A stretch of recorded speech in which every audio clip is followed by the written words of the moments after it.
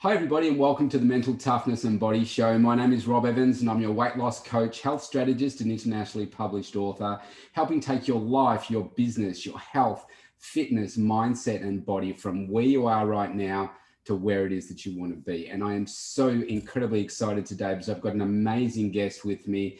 It's Natalie Cook. Now, Natalie is a 5-time Olympian. She's an Olympic gold medalist and a bronze medalist. She's an award-winning speaker, an author, a wellness coach, and a mum. And I tell you, she's one of the most passionate and exciting people that you will ever meet. Nat, welcome to the show. Thanks, Rob. And the passion clearly reflects back to you too, because you are just as passionate, and I'm excited to be on your show. So thanks for having me. No worries. Thank you so much. Now, Nat, as the show suggests, mental toughness and body show. I've got so many questions that I could ask you today. But where I wanted to start was so many of people just like me sitting on the couch at home, watching the Olympics and sit there imagining what does it take to be an Olympian in terms of the mindset and the training and everything. And I wonder if you could take us back to the process that you went through to go to that first Olympics and what that took. Yeah, well, Rob, as with anything that is worth chasing in our lives, it starts from a very early age. And it starts from a little flicker of a flame in your belly that I refer to as a dream and a passion and a curiosity. So something really has gotten all of us at some point between the ages of 5 and 10. My research suggests that we get bitten by a bug that has us dream, desire, get excited about, read about, get curious about. And for me, I was 8 years old. I was sitting in front of the 1982 Commonwealth Games in front of the TV in Townsville. I was 8 years old, like I said, and I saw Lisa Curry, a swimmer at the time, win the 100 meters freestyle in the Commonwealth Games, and she won the gold medal. She got out of the pool, she put a tracksuit on, she had tears streaming down her face, and singing Advance Australia Fair. And at 8 years old, I said, I want to do that. Wow. And that ultimately is where it starts for all of us. We've all had that moment where we've said, I want to do that. And then, of course, we go about life. I didn't know how. I was a swimmer at the time, which is why I loved watching Lisa. And I didn't know how I was going to get there. I go about my daily life as an 8-year-old, going to school, going to swimming training. And then, like anything in life, things get in the way, hurdles come about, challenges come about, and we change the course of our lives, sometimes in sliding door moments. And I think the mindset is really the capacity to hold on to the dream for your whole life until you achieve it. Yes. Right now, in my instance, I've been very lucky. There's a great story on Google about my 5 Olympics and winning gold medals. And however, if I hadn't have done that dream that was created as an 8-year-old, I could have gone as an Olympic spectator. I could have gone as an Olympic physiotherapist. I could have gone as an Olympic mental coach or a personal trainer. There are so many avenues, but what I find for most people is they let go of that dream too early and too easily. So the mindset is, how do you doggedly hang on to what that little child said they wanted to do? Yeah, wonderful. Wow, that's so powerful. So tell me, what age were you when you went to your first Olympics? I was 21 when 21. I went to the Olympics in Atlanta in 1996. Right. Okay. And so how many years prior to that do you have to say, obviously from 8, you were building it up, but like where you were like, yes, I can make the team. And correct me if I'm wrong, but 96 was the first time that beach volleyball was in? Yes, it was. So as I said, life gets in the way. We moved from Townsville to Brisbane. I didn't like the new swimming pool. The chlorine must have smelt different. I didn't like the new coach. I didn't like the environment of going to school and going back to the pool. So I went on in search for a new sport. And I tried everything from martial arts to skateboarding to Vigoro. If you don't know what Vigoro is, you should look that one up. I played tennis and basketball and cross country and athletics.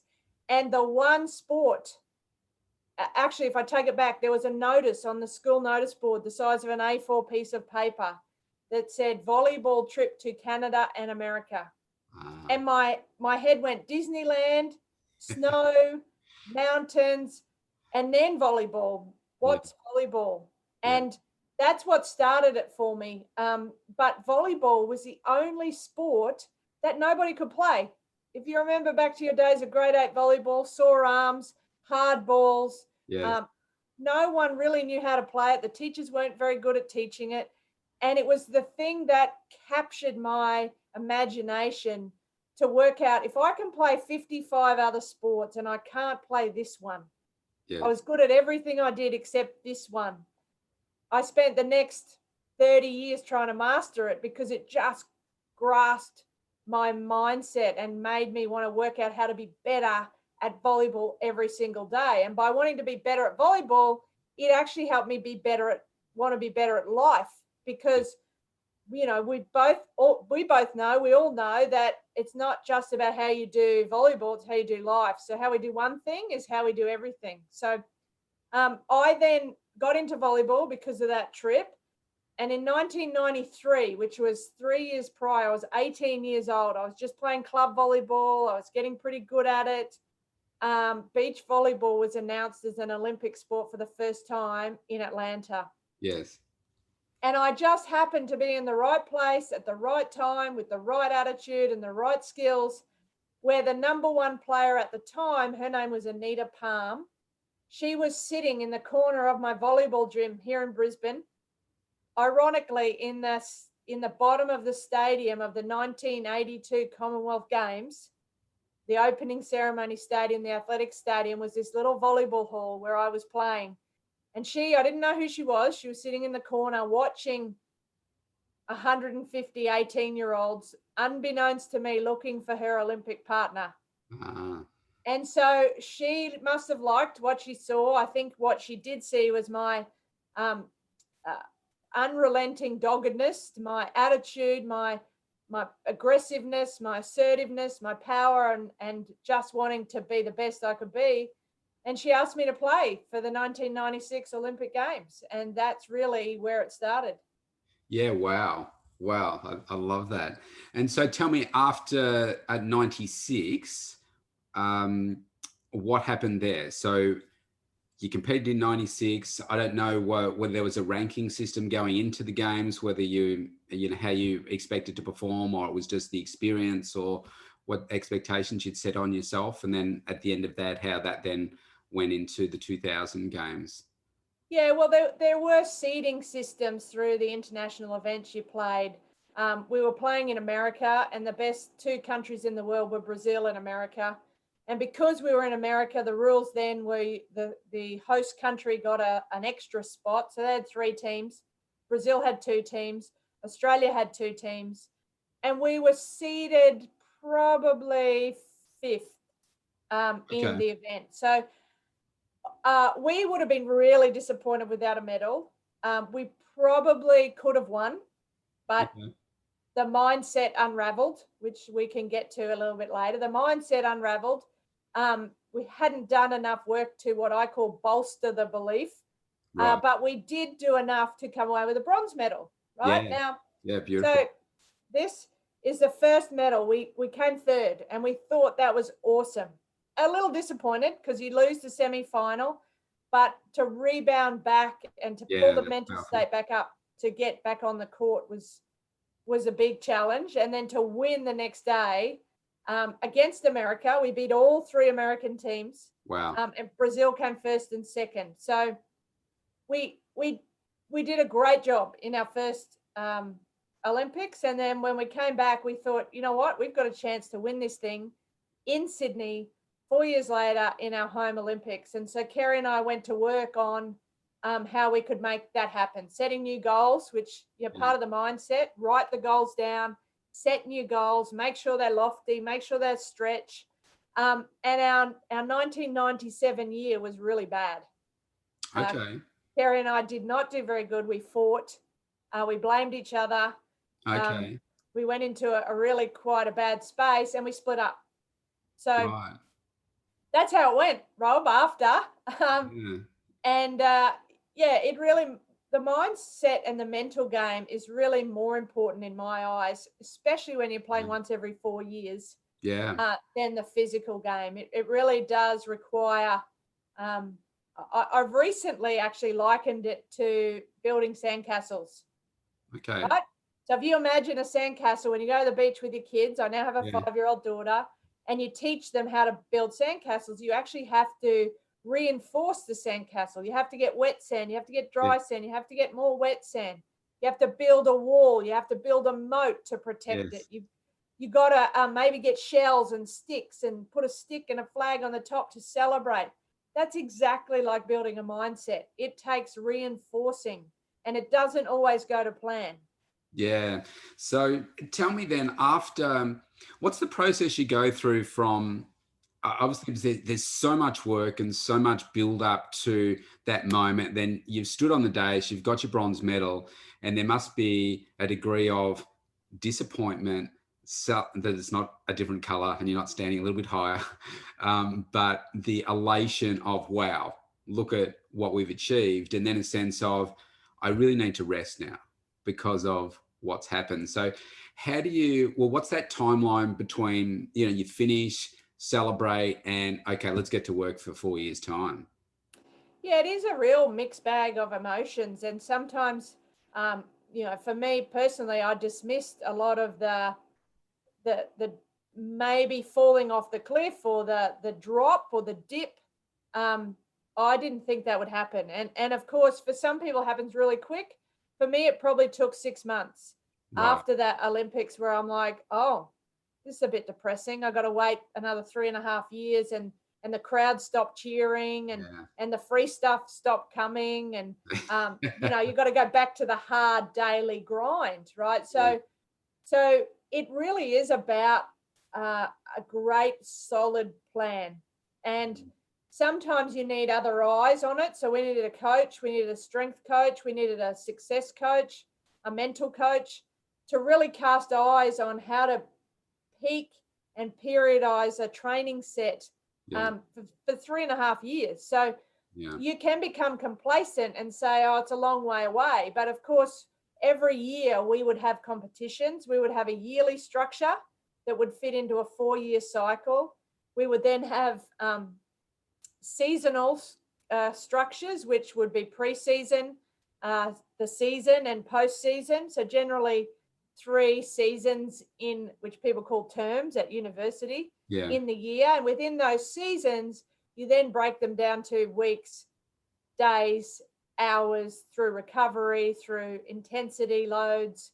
As you know, when you're building the body, and you're a perfect example of what we've witnessed over the last 12 months, of how you've actually layer upon layer started to build your body, and you do it every day with your clients. It's amazing. But when the complacency and the challenge is when you say, oh, I got 4 years, I can wait, Yes. that's where you get in trouble. It really does take daily, continuous improvement. And improvement doesn't always mean going up, because sometimes you've got to come down the ladder. You've got to hold on to the ladder where the weather's bad and wait for the storm to clear before you can climb again.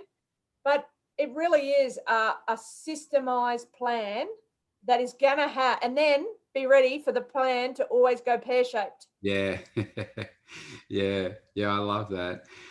So tell me then, so 97, you said that was a bad year and you and Kerry went your separate ways. And I assume that you obviously kept playing, but you found new partners and went on that path. So what was that process then to then obviously come back together, and what was like your thought process, as in, well, actually, no, we need to give this another go, or, whatever it is? Yeah, well, even when we split up, ultimately the purpose remained the same. And most Olympic athletes will tell you that they want to win, right? So ultimately, Kerry and I's drive was to win. Whether we were going to do that together or apart, we still had this unrelenting goal to win the Olympic gold medal. So we would play against each other. We would look at each other through the net. We would snarl and glare and high Put each other five. off. Yeah, exactly. Trying to, psych each other out. And energetically punch each other in the face, because that never happened, physically, but and so we were very close to each other all the time, and we would watch each other. She watched me grow. I went through a series of personal development growth, which I'm a big believer in. Fire walking, glass walking, a course called the Landmark Forum. I did all of this personal development because in the semi-final in Atlanta, the thing that let me down was the 6 inches between my ears, and I could see it right in front of my eyes. I could feel it happening to me. I went through the negative tornado of, I can't do this. I'm not good enough. I'm too overweight. The other team's better. This whole diatribe of thought process that over the next period of 1997 to 1999, a year and a half, I found a success coach called Curic Ashley to help me bolster my belief and bolster my positivity and my self-talk and my posture, my language.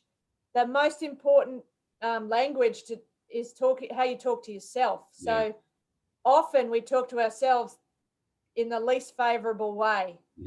We can find ways to talk to other people nicely, but we talk to ourselves poorly. So I went on a journey of all of that. So Kerry was watching. I was getting stronger. Kerry then decided that we'd be better off together than fighting each other across the net. And through a series of, the stars aligning, some of our partners got injured, and it was a bit like, we kind of, fate has forced us back together. Yeah, right. So how far out was from 2000 was that? About a year, just over a year and a bit. Okay. And so then when you came back together, was it just like, wow, this is all, like meshing in so perfectly, and you're just continuing on from strength to strength, or? Absolutely. It was just like riding a bike, and we could feel the momentum. We knew it was the right decision. We could feel the momentum coming. We did lots of business planning, Olympic planning. We went on a 3-day camp to Stradbroke Island. We took our 3 coaches with us. We really got our values and our principles and our guiding questions right, so that you get rid of a thing called decision fatigue, so that every day you don't have to wake up asking for a commitment. You commit at the beginning, and then there is no wavering. Right? So the challenge I see today is people don't want to commit, and then every day they wake up exhausted because they're having to recommit daily. Our recommitment daily was in our actions, in our training, and our support, and our showing up for each other, and why we were doing it. That whole why piece with Simon Sinek, and really understanding when you're sore and you're tired and you want to have a rest, is understanding why. And the Olympic gold medal is a pretty big draw card. You've articulated that so beautifully in such a short period of time, but I know that because I've seen you and Kerry present this, your one-page document with the Olympic rings and your goals, and all your coaches signed off on it.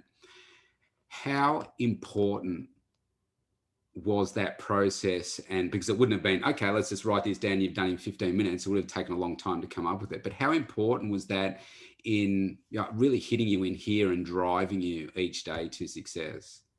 Yeah, we lived our whole life by it. So once we got that piece of paper, and ironically, I have it with me always as an empty one for people, right? So this is the empty one. So it's called Gold Medal Excellence. It's the Olympic rings, your what, why, how, who, and what if. And we filled in each ring with quite an extensive list of processes to follow, our winning way that we went through.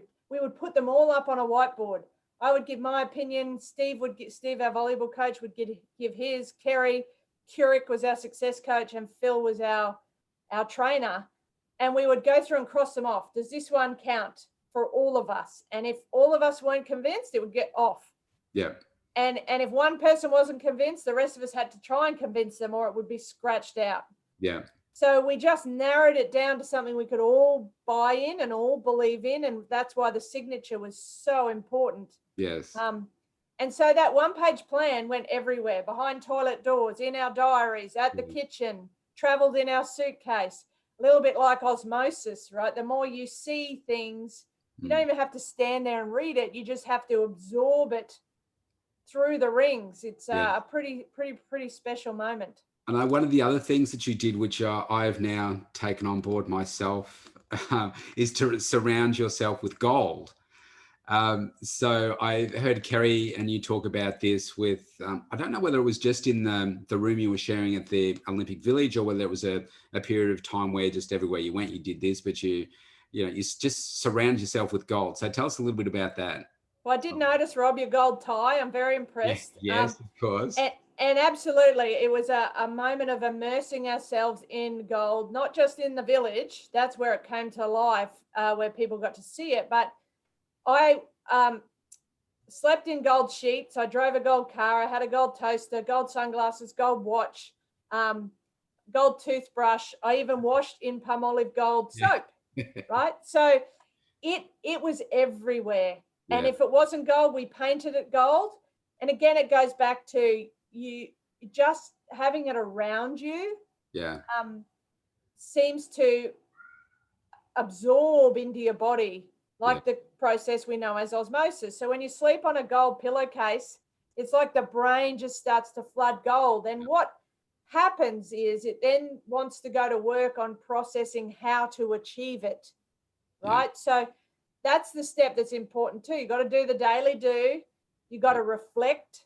You got to have your plan. You got to do it. You got to reflect on it. You got to readjust the plan, and you got to stay focused on that mouth-watering, exciting, like keep you awake at night goal, which was the Olympic gold medal, right? And then one day, that thing, which is really shiny, can show up. Now, I have had people say to me, well, what happened if you didn't win gold and you got silver? Well, I would have painted it gold. Yeah. Because it's not about that 45 minutes or hour and a half of the game.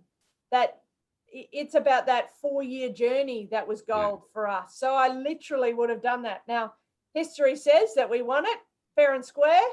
And so all that process worked perfectly for us. And I've seen it work for you too, Rob. So there you go. Yes, absolutely. It's really hard to find gold toothpaste, but I found it. And gold towels. They're really hard to come by, but I found those too. But even on that, that's great, because on that, it's the thrill of the hunt for it. That's right. So you get compelled and you get engaged, and friends and family would too. They would buy gold stuff. So anything they found that was gold, they'd buy it and give it to me. So it does just orientate the brain to a new way to go on a search or a hunt, unrelenting for the goal that you have fostered within yourself. It is the most amazing process. Yeah, absolutely. Well said. Just got a couple more questions for you. I wanted to dig into maybe you can timeline it a bit for us, the 24 hours before your gold medal match. Now, I think, correct me if I'm wrong here, but going into Sydney, you were ranked 3rd. Is that right? Yeah, we were officially 3rd. No, unofficially 3rd, which is what our ranking suggests. But we were given number 1 seed because we were the host. So there are always some of these funny rules, which actually made some of the teams really mad. Yeah. Now, ironically, it didn't really adjust much. We moved from 3 up to 1, and we would have been playing similar teams. Right. So yeah, if we go to the 24 hours before, like everything, there's not a simple, easy story, but we had to move our accommodation. We were staying at Randwick in an adult nunnery, like the Catholic nunnery, with nuns. Yes. Because the Olympic Village at Homebush was too far away. So they put us at Randwick, which was a 10-minute bus ride to Bondi. And then nobody thought in the organising committee we were going to win, because the day of our gold medal match was also the day of the road race, which meant they had to close roads. Yes. And we couldn't get from our nunnery to Bondi. So we had to transform our bedroom, gold included, everything included, to the Bondi. Back then was the Swiss Grand Hotel. Okay. So Kerry and I entered a hotel room for the last 24 hours. And all I remember is laying in bed the night before the gold medal match, September 24th, 2000, unable to sleep, clearly with new surroundings, and you're showing up for an Olympic gold medal the next day, but making up my gold medal speech. Yeah. So Right. who was I going to thank? How was I going to address the crowd? You know, making sure I didn't forget anyone, from referees to lines judges to, you know, sponsors to doctors to family in the crowd. And unbeknownst to me, Kerry was laying in the bed next to me because I'm hoping she's sleeping, Yeah. but she's not. She's doing the same thing. Yeah. And we'd never, ever talked about it. And generally, you don't ever get a microphone after you win a gold medal. They just aren't that close. Yes. But we had known the commentator, John Fogarty, and John came out, and I ended up, he sort of put the microphone at my mouth, and I ended up taking it off him, which was a mistake for him. He got in trouble because I went to speak for the next 5 minutes and thank everyone. And I got everyone. I remembered everyone. So is that because you were just so confident going in because of all the work you'd done over the previous 4 years that this goal was ours?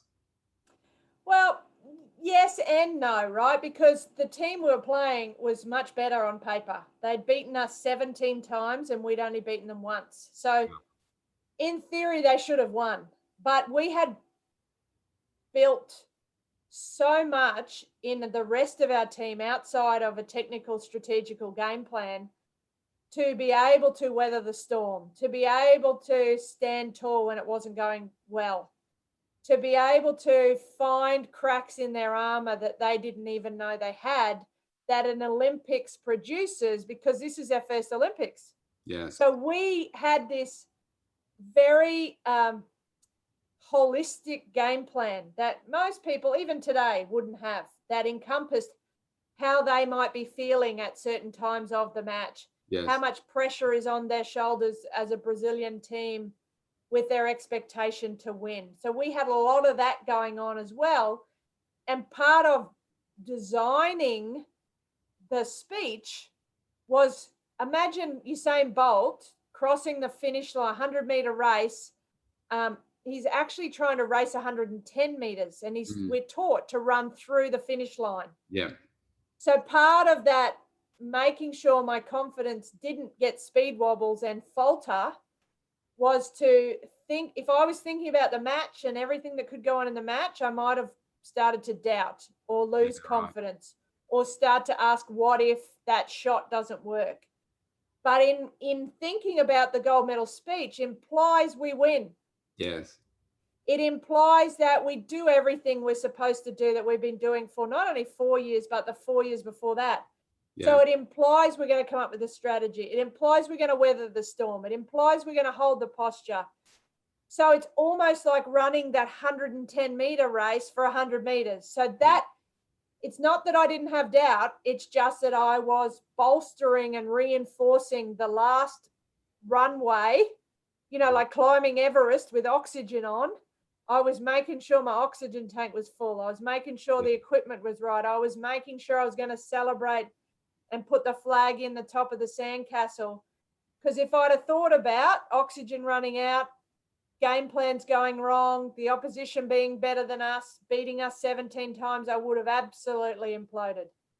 And did at any point in the tough stages, because you were behind a little bit before you then came ahead, did you go back to 1996 and that mindset? I did, but in the semi-final, not in the final. But the semi-final was that match we lost 4 years earlier. Right. And I absolutely, 2 days prior, I felt it coming. That we lost the first 3 points unanswered. That means they were aces. They didn't touch us. And one of the girls on the other team was one of the girls that had beaten us, and they had split up. So I saw straight across at her, and I looked up to the sky. We called a timeout. I came back. I looked up to the sky. I looked across at her, and I said, "You're not doing that today." And then I don't remember anything else other than winning 15-6 after being 3-0 down. So we just it's making a bit of a declaration. It's sort of putting your foot down or putting your stake in the sand and doing whatever it takes. Yeah, yeah. Fantastic. It's so intriguing. I can listen to you for hours. Two final questions for you. The two moments I'd just like you to reflect on. There's this beautiful photo that I have. Well, there's two actually, but the first one is you and Kerry hugging on the sand, on your knees in the sand. So you've just won. Tell me what that is like, that emotion that floods you. Is it relief? Is it joy? Is it what? A combination of everything?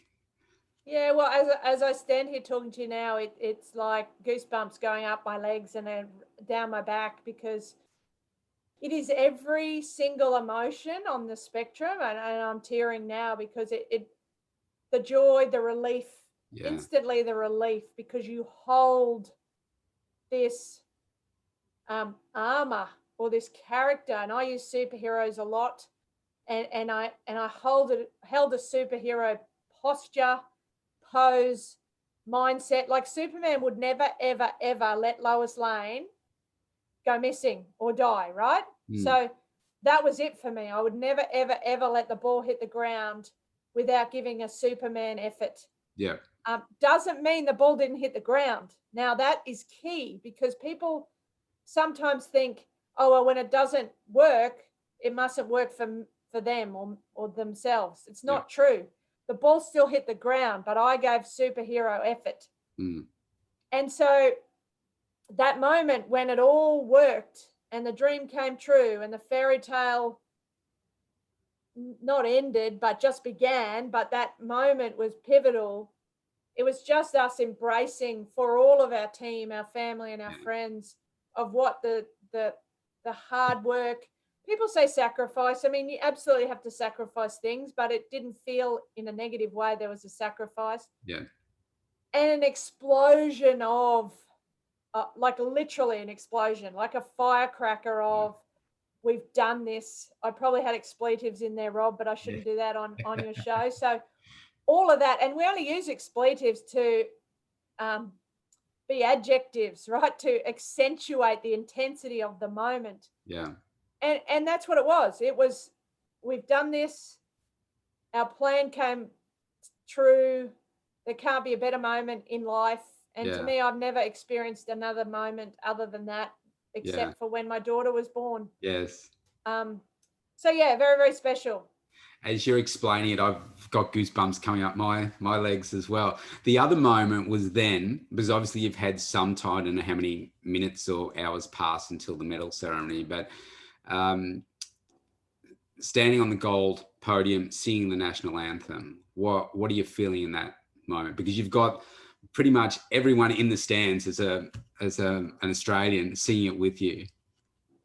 Yeah, and I'm glad you said singing, because I was probably just yelling, because I don't know that I'm a good singer, but I'll take the one of the things I laugh at Kerry about and make jokes is, in Atlanta, she didn't know the words to Advance Australia Fair. So I would, we talked about blaming. I blamed her that she wasn't fully prepared. So we had Advance Australia Fair behind the toilet door as well, and Kerry would sing it in the village to make sure she was ready. So I learned it at school, and I wondered, if there's one reason why you learn Advance Australia Fair, it's so that when you win an Olympic gold medal, you're ready. And the pride and the heart bursting out of our chest, and not only for us, but for the whole crowd at Bondi, everybody watching on TV, all the people that were at, Darling Harbour and Sydney Opera House watching it.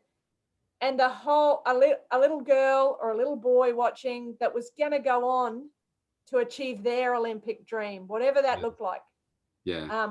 And now what gives me more goosebumps is Taliqua Clancy, our current Indigenous best beach volleyballer in the world, is playing beach volleyball because of that moment. Yeah. So wow. That's what excites me about the opportunity coming for Queensland and the 2032 Olympics. And a lot of the Olympians you see today getting ready for Tokyo 2020, which of course now happens in 2021 with COVID, but they were little kids in 2000. Yeah. They were inspired by the Sydney Olympics and other Olympics, and hopefully another home Olympics in 2032 can just set up Australia for another 20 years. So yeah, very exciting.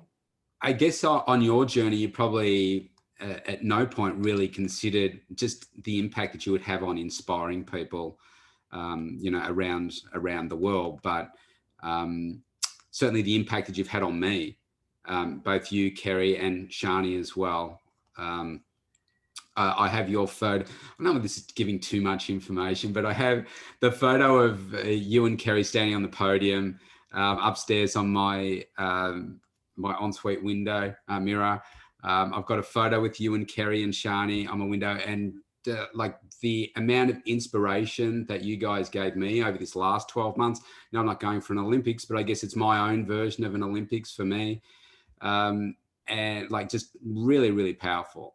And I think whenever you're in a room and you're talking, you just have such a presence and such a a positive impact on inspiring people, to not just in sport, but just with life in general.